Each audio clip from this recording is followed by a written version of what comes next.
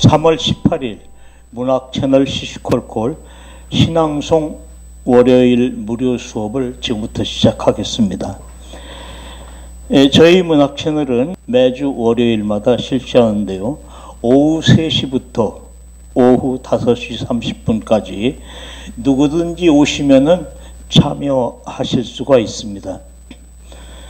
성신여대 입구역 1번 출구에서 카페 모모를 검색해서 카페 모모에 오시면은 3층에 모모 클래식 아트홀이 있습니다. 이곳에 3시까지 오시면 누구나 참여해서 무료로 신앙송 공부를 하실 수가 있습니다. 여러분 많이 참여해 주기 바랍니다. 오늘 수업에 앞서 지난주 있었던 몇 가지 소식은 제가 지난 목요일 날 대구에 있는 청라언덕에 그 답사를 갔다 왔습니다. 아무래도 미심쩍어서 대구 중구청에 연락을 해서 우리가 이러이러한 걸 해도 되겠느냐 했더니 검토 끝에 해도 좋다는 이런 메시지를 받았습니다. 그리고 화장실은 얼마나 떨어져 있는지, 얼마나 깨끗한지 이걸 확인했고요. 또 주차 공간은 행사하는 그 장소에서 얼마나 떨어져 있나, 너무 멀어도 안 되잖아요. 그래서 가까이에 주차할 수 있는 곳을 확인했고, 그리고 주차장 이용에 대한 방법도 이제 연구를 했습니다. 그래서 서울에서 대구까지 가는 시간도 체크를 했고요. 그리고 점심 먹을 때는 어딘가 이것도 체크했고요. 이렇게 해서 큰 문제 없이 진행이 될 것 같습니다. 그러니까 이번 주 말입니다. 3월 23일 11시 30분에 만나면 되겠습니다. 토요일 오전 11시 30분에 만나서 청라언덕의 주변에 몸으로 한번 익숙하게 그 환경을 본 뒤에 본인의 컨디션을 잘 맞춰서 그날 신앙송 대회에 임하면 되겠고, 그리고 거기 이제 익숙한 환경을 따라서 만세운동길 언덕을 천천히 내려가서 식당에 가서 식사를 하신 뒤에 대구의 근대로 그 골목 투어 과정이 있습니다.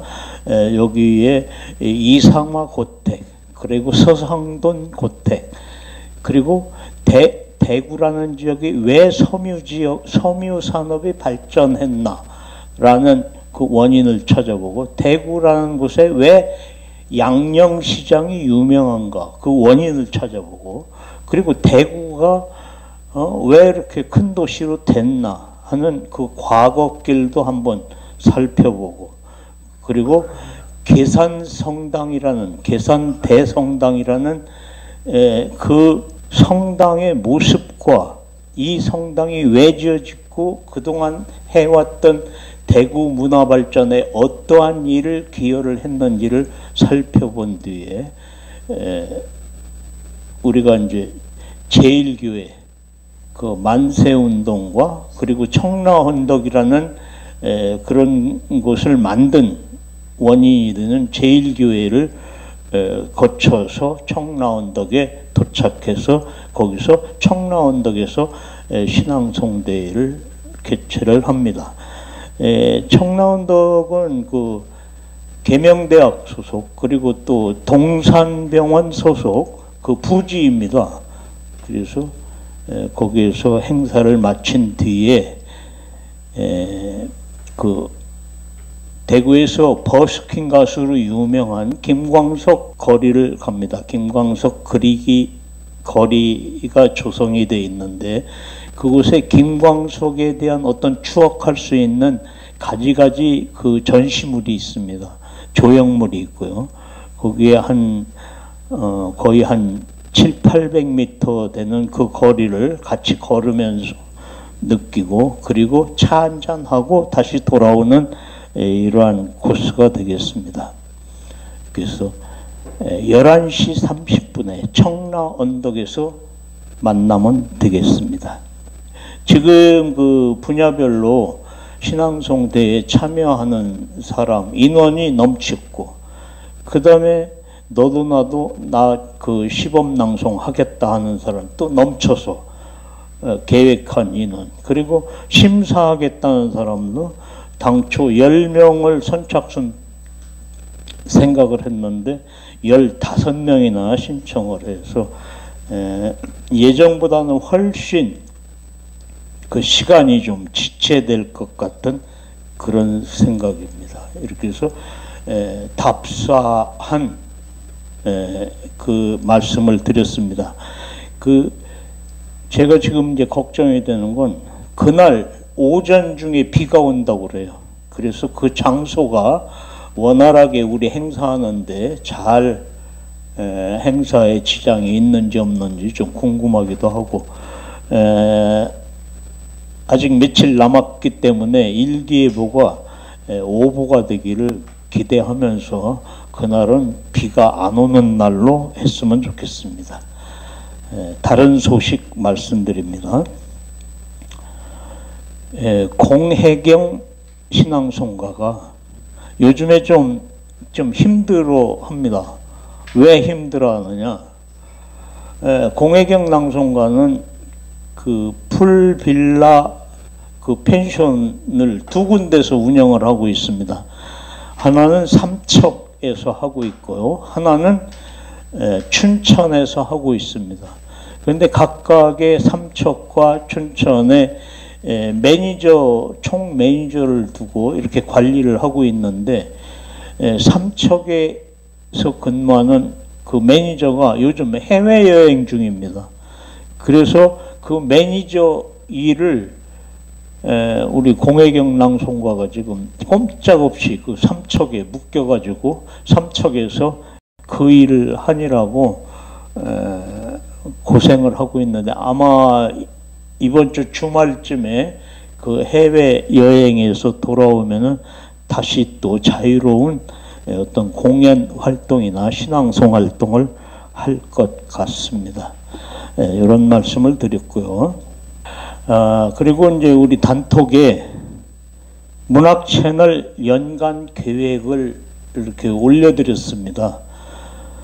그 단톡을 확인 못하시는 시청자를 위해서 말씀을 드리면은 1년 그 12월까지 계획을 쭉 알려드렸는데, 혹시 여러분도 관심 있으신 분은 날짜를 체크해 두셨다가 메모해 두셨다가 꼭 참석해 주기 바랍니다. 이미 예고하고 이제 추진이 거의 완료된 3월 23일은 청라언덕에서 봄꽃 신앙송 대회를 하고요. 그 다음에 4월달, 다음 달입니다. 4월 20일에는 전라남도 청산도에서 자연사랑 신앙송 대회를 엽니다. 물론 신앙송대회 참가비는 없습니다. 개인의 여행 일정을 맞춰서 청산도에서 9시에 시작하는 그 자연사랑 신앙송대회 누구나 참여하실 수 있습니다. 다만 이제 그 멀리에서 오시는 분들이 1박을 그 완도에서 하게 됩니다. 여기는 풀 일정, 그러니까 이청준의 서편제가 왜 탄생했나, 어떻게 해서 쓰여진 거고, 이청준이라는 그 사람의 삶은 어떠했고 문학 작품은 어땠나를 살펴보기 위해서 장흥에 있는 천관문학관에서 이청준에 대한 공부를 한 뒤에, 지금 그 남해는 다도해잖아요. 여러 섬을 거쳐서 완도로 갑니다. 완도 타워에 올라갔다 내려와서 그날 그 완도 해변에서 즉흥 신앙송도 하고 추억이 있을 만한 그런 행사를 한 뒤에 그 이튿날 아침에 7시 배를 타고 청산도로 들어갔다가 나오는 코스입니다. 여러분 기억하셨다가 많이 참여해 주기 바랍니다.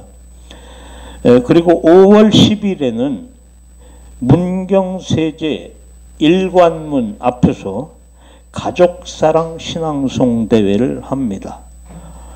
그리고 5월 31일과 6월 1일 이틀에 거쳐서 1박하는 문학 채널 워크숍이 있습니다. 시청자 여러분도 누구나 참여하실 수가 있습니다.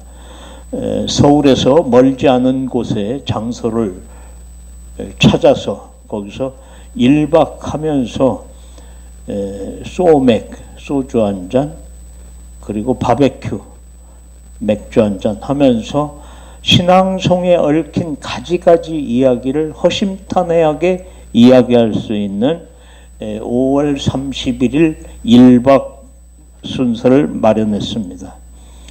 다음에 6월 6일 현충일이죠. 이날은 나라사랑 신앙송 대회를 합니다.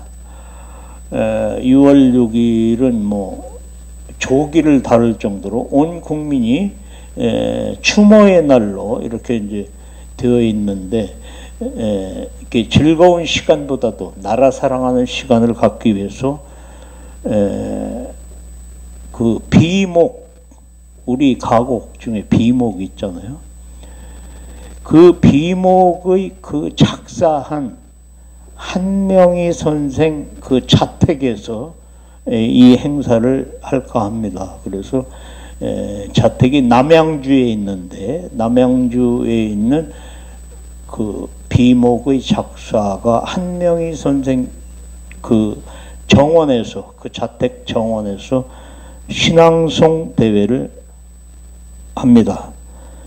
다음에 7월 6일에는 전남 신안 안좌도, 그러니까 퍼플섬으로 알려져 있는, 모두가 이제 보라색으로 전부 이렇게 칠해져 있는 그 섬에 가서 우리가 섬 신앙송대회를 합니다. 섬에 관련된 그 시를 가지고 낭송대회를 합니다. 그리고 8월 2일에는 동해안에서도 가장 깨끗한 바다 맹방해수욕장에서 해변 신앙송 학교를 엽니다. 작년에는 해운대에서 첫 번째 해변 신앙송 학교를 가졌는데, 올해는 동해안에 있는 맹방해수욕장입니다. 여기서 1박 2일로 우리가 신앙송에 대한 발전 방안을 연구하고, 그 다음에 표준 발음에 대한 제대로 된 공부를 하고, 그리고 바다에 관련한 시를 가지고 신앙송 대회를 펼칩니다. 다음에 9월 7일, 매월 이제 하는데요. 9월 7일에는 강원도에 있는 이효석, 그 효석 문화제가 열리고 메밀꽃 필 무렵 그 행사와 곁들여서 거기에서 신앙송 대회를 합니다. 그 소설 속에 나오는 그 물레방아가 있죠. 물레방아 앞에서 우리가 신앙송 대회를 계획하고 있습니다. 9월달 행사 말씀드렸고요. 다음엔 10월 5일에는 경북 합천에 있는 황매산 억새밭 정상 주차장에서, 정상까지 차가 올라갑니다. 주차장에서 가을 사랑 신앙송 대회를 합니다. 10월 5일입니다. 거의 뭐든지 토요일로 잡았는데요. 경남 합천에 있는 황매산 억새밭. 황매산은 원래 이게 철쭉이 유명한데, 봄에는 철쭉, 가을에는 억새밭, 이렇게 이제 그 축제가 열리는데, 축제 기간에는 거의 뭐 올라갈 수 없을 정도로 사람이 많기 때문에 축제 기간을 좀 앞서서 10월 5일 날 저희가 이제 행사를 준비했습니다. 그 다음에 11월 1일에는 작년에도 이제 대전에서 연말 결선 대회를 했는데 이번에도 대전에서 연말 결선 대회를 할 예정입니다. 그리고 11월 25일은 충남 간경에 있는 그때 뭐 이제 김장을 하기 위해서 젓갈도 이제 좀 필요하고 그런 데서 강경 젓갈 있잖아요. 거기에 가면은 이 소금이 그 유명한데 그 강경산 소금 문학관, 강경산 소금 문학관에 있는 그 뒷산 옥녀봉에서 박용래 시 낭송 대회를 합니다. 우리나라 그 서정시의 맥을 이어온 그 박용래 시인의 시 중에서 그 괜찮은 시를 골라서 그날 신앙송 대회를 하도록 하겠습니다. 그리고 마지막 금년 마지막인데요. 12월 28일에는 전남 고흥에 있는 그 소록도에 가서 그 하나훈 시인의 흔적을 살펴보고 하나훈 시인의 신앙송을 하도록 하겠습니다. 12월 28일입니다. 여러분 기억하셨다가 요거 이제 제가 말씀드렸는데 흘렸으면은 다시 앞으로 이렇게 돌려가지고 날짜 다시 확인해서 꼭 메모하셨다가 꼭 참여하시기 바랍니다. 지난주에 있어 오늘 수업은 내레이션 공부, 1교시의 내레이션 공부를 합니다. 첫 번째는 목숨을 구한 미소, 지난주에 한 번씩 해봤죠. 그 다음에 현대판 고려장, 그 다음에 수렁에 빠진 할아버지, 이 세 개를 차례대로 한 번씩 해보도록 하겠습니다. 목숨을 구한 미소. 세계 대전으로 전투가 한창일 때 한 남자가 잡혀 사형수 감방에 갇혔습니다. 그는 다음 날 사형이 집행 예정이었습니다. 그는 심한 정신적 고통으로 온몸을 떨고 있었습니다. 주머니에서 담배 한 깨비를 꺼냈습니다. 떨리는 손으로 겨우 입에 가져갔지만 불을 붙일 성량이 없었습니다. 그는 창살박 간수에게 거듭 애원했습니다. 혹시 불이 있으면 빌려주시겠어요? 그가 계속해서 말하자 간수가 다가와 성냥불을 켜 불을 붙여 주었습니다. 두 사람은 시선이 마주쳤습니다. 사형수는 간수를 향해 고마워하며 환한 미소를 지었습니다. 그 미소에 간수도 환하게 웃었습니다. 간수가 물었습니다. 사랑하는 아내와 자녀가 있나요? 귀여운 자녀는 몇 명이나 되나요? 사형수는 얼른 지갑을 꺼내 가족 사진을 보여주었습니다. 그러자 간수도 귀여운 자녀의 사진을 꺼내 보여주었습니다. 두 사람은 또다시 크게 웃으며 행복해했습니다. 사형수는 말했습니다. 다시는 가족을 만나지 못한다는 사실과 자녀들이 성장해가는 모습을 더 이상 보지 못한다는 사실이 두렵습니다.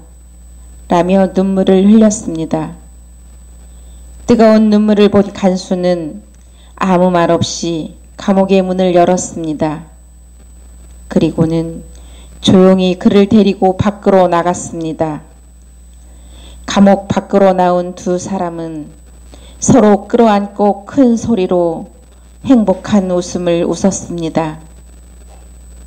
이 이야기는 어린 왕자의 작가 생텍쥐페리가 쓴 또 다른 소설 미소에 나오는 한 장면이었습니다. 문학 채널 신앙송 오늘의 인문학은 목숨을 구한 미소였습니다. 내레이션 목숨을 구한 미수 한 번씩 해봤습니다. 신앙송을 하든지 내레이션을 하든지 마이크를 잡았을 때는 또릿또릿한 목소리로 상대방이 듣는 사람이 무슨 말을 하는지 받아 적을 수 있는 명료한 발음이 필요합니다. 그리고 내레이션을 할 때는 원고에 나와 있는 문장 그대로를 읽어줘야 됩니다. 그런데 숙지가 안 돼서 다른 말로 바꾼다든지 또는 어디를 갖다가 멈칫한다든지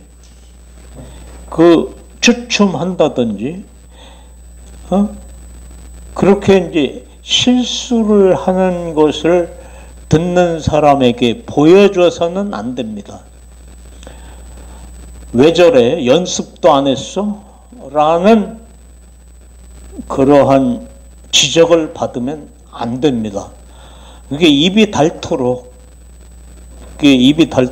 연습을 해야 되는데 적어도 한 번 읽지도 않고 지금 하고 있네. 저렇게 성의 없이 해서 되겠어? 라는 핀잔을 들으면 아니 되겠습니다. 어떤 신앙송이든 어떤 내레이션이든 마찬가지입니다. 대부분의 그 낭송가들은 나레이션 그렇게 하는데 그 나레이션 이건 아닙니다. 내레이션입니다. 글자는 내레이션으로 썼는데 읽을 때 그냥 나레이션 이렇게 해버려요. 그거 안 됩니다. 글자 있는 대로 내레이션 나레이션 하는 것은 그건 일본식 발음이고 그리고 이제 부분적으로 지적을 해드리면은 몇 사람이 또 이렇게 했어요.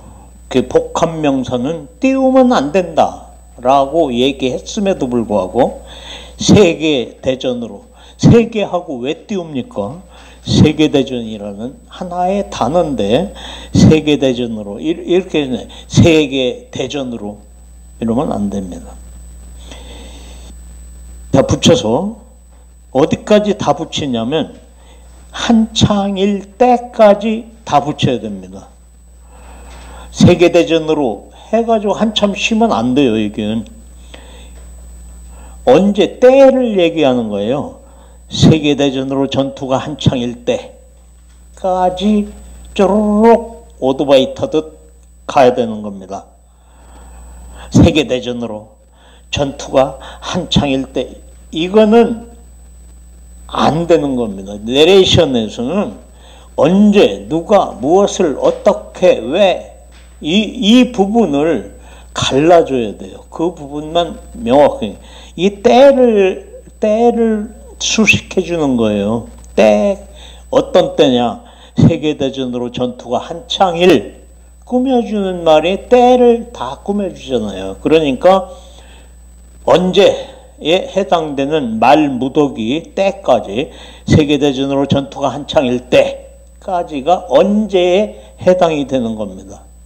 when, 언제 여기는 다 붙여야 돼요. 그냥 세계대전으로 전투가 한창일 때 이게 따로따로 떼면은 내레이션 공부 안 한 사람이 그렇게 하는 거예요. 그래서 세계대전으로 전투가 한창일 때까지 다 붙여주기 바랍니다. 그리고 떨리는 손으로 겨우라는 말은 하나의 부사격 형용사입니다. 그러니까 떨리는 손으로 겨우 입에 가져갔지만 겨우라는 말은 입에 쪽으로 붙어야 돼요. 떨리는 손으로 겨우 이렇게 하면 엉터리입니다. 떨리는 손으로 겨우 입에 가져갔지만 겨우가 뒤로 붙어야 돼요. 떨리는 손으로 겨우 이거 엉터리입니다. 떨리는 손으로까지 해서 이미 의미가 완성이 됐어요. 떨리는 손으로까지 못 알아듣는 사람 하나도 없어. 겨우 입에 가져갔지만 이것이 의미의 하나입니다. 겨우 입에 가져갔지만까지 이게 묶어야지 의미가 완성이 되는 거예요. 겨우라는 걸 앞에 붙이면 안 됩니다. 떨리는 손으로 겨우 입에 가져갔지만 이렇게 무식하게 내레이션 공부 안 한 사람입니다.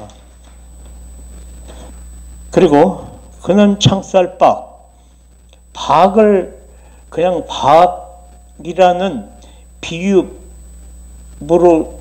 들리면 안 됩니다. 빡빡자로 창살박. 그리고 창살하고 띄우면 안 돼요. 창살박 다 붙여야 돼요. 그는 창살박 간수에게 거듭 애원했습니다. 빡빡으로. 그리고 살은 쌀로. 창살박, 창살박 이렇게 해주기 바랍니다. 다음에 이제 첫 대화처예요. 이 내레이션에서 첫 번째 대화처인데 혹시 불이 있으면 빌려주시겠어요? 이게 내레이션의 그 억양으로 그대로 나가면 이거 맛이 뚝 떨어집니다. 이게 대사체는 대사체인 걸 갖다가 느끼게 해줘야 돼요. 그래서 첫 번째 요 대사체는 지금까지 억양과 좀 달리 그 사형수의 벌벌 떠는 그런 목소리가 나와야 돼요. 그러니까 상당히 자신감 없고 조심스럽고 벌벌벌 떠는 목소리가 필요합니다. 이럴 때는 그런 느낌을 주기 위해서는 첨가될 수 있는 애드립이 필요해요. 이 원고에는 없지만 너스레에 해당되는 약간의 그 애드립이 필요합니다. 그러니까 예를 들면 이런 거예요. 혹시 불이 있으면 빌려주시겠어요? 이건 너무도 당당하게 하는 말이고 조심스럽게 한다면 저기 혹시 그 불이 있으면 빌려주시겠어요? 라는 벌벌 떠는 목소리가 필요합니다. 그냥 또렷하게 혹시 불이 있으면 빌려주시겠어요? 마치 경찰관이 범인에게 얘기하듯이 그렇게 당당하게 하면 안 되고 정말 자신감 없고 한 그런 모습으로 애드립이 필요하고 더듬기가 필요하고 그리고 괜히 헛기침 같은 거 이런 것들이 필요합니다. 그래서 원고에는 이렇게 써져 있지만 저기 혹시 불이 있으면 저 빌려주시겠어요? 라는 벌벌 떠는 느낌이 와야 됩니다. 그냥 글자 있는 대로 또릿또릿 해가지고는 맛이 안 납니다. 마찬가지로 밑에 있는 간수가 물었습니다. 아주 조심스럽게 물어야 돼요. 왜냐하면 첫 대화이기 때문에 저기 혹시 사랑하는 아내나 또는 자녀가 있나요? 아주 천천히 그냥 자신 있게 이렇게 물어서는 안 돼요. 조심스럽게 물어야 돼요. 첫 대화이기 때문에. 그리고 그 귀여운 자는 혹시 몇 명이나 되나요? 하고 이렇게 천천히 조심스럽게 지금 간수와 사형수와의 대화입니다.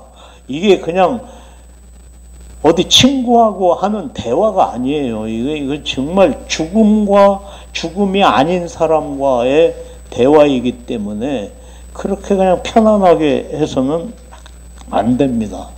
그러면 이렇게 이제 잘 표현하는 사람은 내용을 충분히 파악하고 내레이션을 하고 있구나라는 평을 듣지만, 평이하게 글자 안 틀리게 내가 했어, 이거는 전혀 공부가 안 된, 이 내용을 이해조차도 못하는 사람이 하는 겁니다. 여러분 아시겠죠? 이런 부분을 잘 살려야 돼요. 대사체에서 승부가 납니다. 뒤로 돌리면 서영수는 말했습니다. 여기는 정말 울음 섞인 눈물을 흘렸습니다라고 이렇게 첨언이 돼 있어요. 그렇기 때문에 이 말은, 여기에 나오는 대사체는 정말 눈물을 흘리면서 하는 그런 대사체여야 합니다. 그냥 또렷한 목소리로 자신 있게 이렇게 정상적으로 평상적으로 이렇게 대사체를 하면은 감동이 안 올 뿐더러 국어책 읽고 있네 라는 느낌을 그대로 받습니다. 다시는 가족을 만나지 못한다는 그 사실과 자녀들이 성장해가는 그 모습을 더 이상 보지 못한다는 사실이 두렵습니다. 듣기만 해도 듣는 사람이 눈물을 흘릴 정도로 이게 표현을 해줘야 돼요. 그냥 편안하게 그냥 읽어서는 아니 되는 겁니다. 그 다음에 맨 마지막 단락에서 이 이야기는 하고 이 자를 너무 띄우면 안 돼요. 그냥 이라는 의미를 좀 줄여서 이 이야기는 하고 이 이야기는 하고 다 붙이는 게 좋아요. 는 무엇은에 해당되는 건 다 붙여야 돼요. 이 하고 띄우면은 이라는 게 무엇이 되는데 이거는 아닌 거예요. 그러니까 이 이야기는 전체 그 말 다 붙인 게 이 이야기는 하는 것이 무엇이에 해당되는 거기 때문에 이 이야기는 하고 다 붙여줘야 돼요.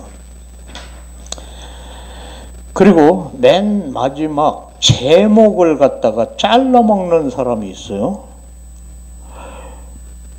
오늘의 인문학은 목숨을 구한 하고 한참 쉬는 사람이 있어. 이거 안 됩니다. 오늘의 인문학은 목숨을 구한 미소였습니다. 그러니까 목숨을 구한 미소까지는 어디를 띄우면 안 돼. 한참 쉬면 안 돼요. 오늘의 인문학은 목숨을 구한 미소였습니다. 라고 해줘야 되는데, 여러분은 오늘의 인문학은 목숨을 구한 미소였습니다.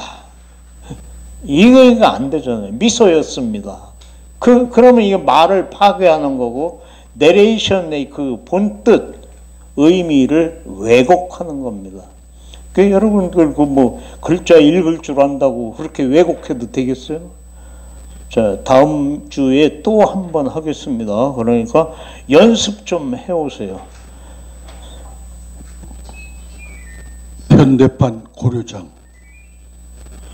아들 하나를 둔 부부가 할머니 때문에 매일 부부싸움을 했습니다. 여보, 이제는 정말 어머니와 함께 못 살겠어요. 목소리를 높여 아내가 남편에게 말했습니다. 그러면 어쩔 거요? 며느리인 당신이 힘들어도 좀 참고 살아야지. 남편이 궁색하게 말했습니다. 여보, 결단을 내립시다.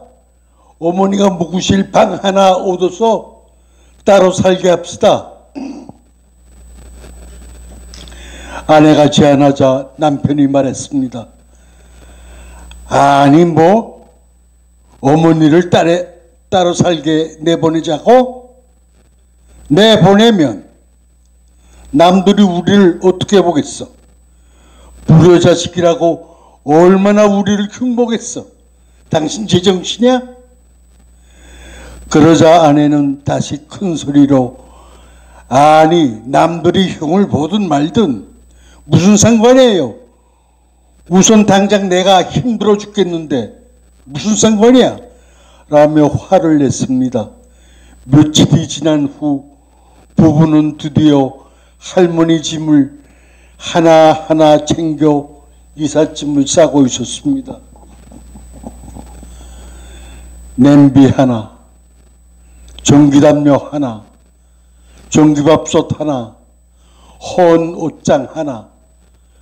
그런데 이때 옆에 있던 초등학생 아들이 일기장에 뭔가 적고 있었습니다. 이삿짐 싸느라 바쁜데 넌 엎드려 뭐 하고 있는 거야? 아내가 아들에게 보록 화를 냈습니다. 아들이 대답했습니다. 아니에요. 아무것도 아니에요. 그냥 이담의 엄마가 할머니처럼 늙으면 혼자 내보낼 때 챙겨 드릴 이삿짐 목록을 적고 있었어요. 보세요. 냄비 하나, 전기담요 하나, 전기밥솥 하나, 헌 옷장 하나. 아니 이 녀석이? 아들의 말에 아내는 기절하고 말았습니다. 아들의 일기장을 본 아내는 할머니 이삿짐을 다시 풀었습니다. 그날로부터 아내는 할머니께 온갖 정성을 다하며 효도했다고 합니다. 문학채널 신앙성, 오늘의 인문학은 현대판 고려장이었습니다. 예, 현대판 고려장 모두 한 번씩 해봤는데, 표준 발음에 대해서 몇 가지 말씀을 드리겠습니다. 일단 그 힘들어도 좀 참고 살아야지 하는 참고가 아니라 참고 꽃자로 반드시 해주세요. 좀 참고 꽃자로. 그리고 남편이 궁색하게 말했습니다. 궁색하게, 하자 히읗 발음이 나면 엉터리입니다. 궁색하자로 궁색하게 말했습니다. 카자가 나게 발음해 주세요. 다음에 아니 뭐 어머니를 따로 살게 내보내자고? 내보내면 남들이 우리를 어떻게 보겠어? 라고 얘기할 때 어떻게 라고 하면 엉터리입니다. 어떻게 개자로 들리지 않고 그냥 어떻게 개자로 발음하면 엉터리입니다. 몇 사람이 있었어요. 다음에 이제 우리가 그 사이시옷이 이제 그 맞춤법 표기가 몇 차례 이제 고치다 보니까 가급적 사이시옷을 뺀다라고 이렇게 변해서 말이 있습니다. 예를 들면 머리글 해서 무슨 시집이나 또는 책자 제일 앞에 나오는 그런 글 제목을 머리글인데 거기다가 시옷을 빼고 그냥 머리글 이렇게 쓰잖아요. 그걸 발음할 때 우리는 사이시옷이 있다고 생각하고 발음해야 됩니다. 그러니까 머리글 이렇게 하면 엉터리예요. 머리글 글자를 발음해 줘야 됩니다. 그래서 맞춤법 통일안이 바뀌었지만 우리가 언어 습관의 표준 발음은 머리글 이게 아니라 머리글 그대로 해야 됩니다. 그러니까 병원에서 외과, 내과, 뭐 치과 자식과 하듯이 그것도 사이시옷이 없지만 우리가 내과, 외과 이렇게 얘기하잖아요. 그거는 글자는 내과, 외과, 치과 이렇게 돼 있지만 우리가 발음할 때는 그것을 좀 강하게 이렇게 얘기합니다. 그래서 어느 경우는 이제 그 콘돈이 있을까봐 사이시옷이 그대로 남아있는 것도 있고 어느 것은 없애도 상관없겠다 하는 것은 없었습니다. 예를 들면 이삿짐 하는 것은 그냥 사이시옷이 붙었어요. 사이시옷이 붙어서 이삿짐, 찜자를 짱지읒으로 이삿짐, 찜으로 발음을 해줘야 됩니다. 예, 거기에서 이제 쭉 하다 보면은 일기장도 마찬가지예요. 일기장도 우리가 이제 이건 복합명사 비슷한 건데 일기장으로 발음해 주세요. 일기장 사이시옷이 있다고 생각하고 일기장을 본 아내는 일기장 이러지 말고 일기장을 본 아내는 사이시옷이 있다 생각하고 짱자로 발음을 해주세요. 그리고 이제 또 하나는 대부분은 잘 해줬는데 몇 사람은 안 돼요. 이게 뭐냐면 대사체와 내레이션 부분을 갖다가 목소리가 완전히 달라야 됩니다.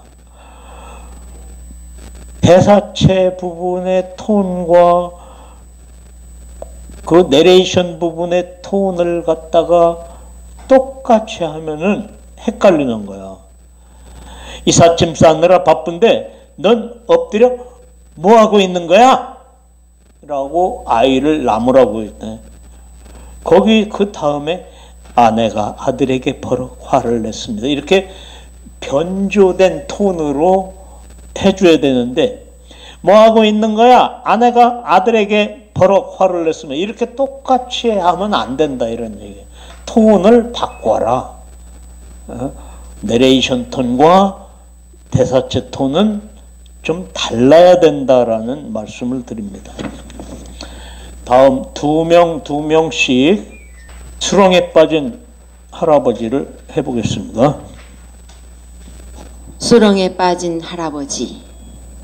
올해 75인 한 환자가 병원에서 건강검진을 받았습니다. 모든 수치가 건강한 것으로 나오자 의사가 그 환자에게 물었습니다. 오, 좋아요. 아주 좋아요. 검사 결과가 모두 정상으로 나오는데 선생님께서는 특별한 건강 비결이라도 있나요? 아니요, 특별한 비결 그런 건 없는데요. 다만 매일 만보를 걷는 걷기 운동을 하고 하루에 막걸리 2잔씩을 마십니다. 하루에 만보를 걷고 막걸리 2잔을 마신다고요? 좋아요. 선생님은 확실히 건강하십니다. 근데 한 가지 궁금한 게 있는데 여쭤봐도 될까요? 네, 말씀하세요. 혹시 선생님의 아버지께서 돌아가셨을 당시 선생님은 몇 살이었나요? 네, 뭐라고요? 저희 아버지가 돌아가셨다고요? 아니에요. 누가 그러던가요? 저희 아버지는 오늘 아침에도 저와 함께 만보를 걸으셨고 막걸리 2잔을 마셨습니다. 아, 죄송합니다. 미안합니다. 그렇다면 아버지께서는 올해 연세가? 97이에요. 아직 건강하십니다. 네, 장수 집안이시군요. 그러면 할아버지께서 돌아가셨을 당시 선생님의 나이는 몇 살이었습니까? 아니, 저희 할아버지가 죽어요? 멀쩡하게 살아계신 할아버지를 왜 죽었다고 하세요? 할아버지께서 아직도 생존해 계신다고요? 참으로 놀라워요. 올해 연세가 어떻게 되시는데요? 저희 할아버지께서는 올해 118이신데 아직 건강하십니다. 그렇다면 할아버지께서도 오늘 만보를 걸으셨고 막걸리 2잔을 마셨나요? 아니요. 할아버지께서는 오늘 스케줄이 바빠서 아침 운동을 못 하셨어요. 오늘 오후에 결혼을 하시거든요. 아니, 118이신 할아버지께서 결혼을 오늘 결혼하신다고요? 네, 그렇게 됐어요. 할아버지께서 수렁에 빠지셨어요. 간병인과 사랑에 빠지신 할아버지는 도저히 그 수렁에서 빠져나올 수가 없었어요. 수렁이요? 아니, 그건 또 무슨 소린가요? 간병인이 그만 임신을 하고 말았어요. 네? 간병인이 임신을? 의사는 그날부터 당장 매일 만보를 걸었고 매일 막걸리 2잔씩을 마셨다고 합니다. 문학채널 신앙송 오늘의 방송 꽁트는 수렁에 빠진 할아버지였습니다. 수렁에 빠진 할아버지, 이것도 역시 타이밍이 중요합니다. 타이밍. 내레이션은 내레이션답게, 대사체는 대사체답게 하되 상대방이 말이 어디서 끝났다, 거기 다음에 액션부터 들어가는 게 좋아요. 어떤 마음의 액션이나 이 감정 처리를 위한 헛기침을 한다든지 애드립을 하나 집어넣는다든지 자세를 다시 바꾼다든지 하는 그러한 텀을 조금 갖춰서 그 타이밍이 딱 맞게 이렇게 하는 게 이제 연극적인 요소 중에 중요한 겁니다. 그러면 방송도 마찬가지고 어떤 경우든지 이 타이밍 0.1초도 늦다 빠르다 이거 다 그 시청자나 청자들이 알게 됩니다. 그러면 0.1초 빨랐다 늦었다 하면 저거 실수했다라는 걸 금방 눈치를 채게 됩니다. 그러니까 그런 것들을 잘 생각해서 이 타이밍이 중요하다. 10분간 쉬었다가 신앙송 제대로 공부하겠습니다.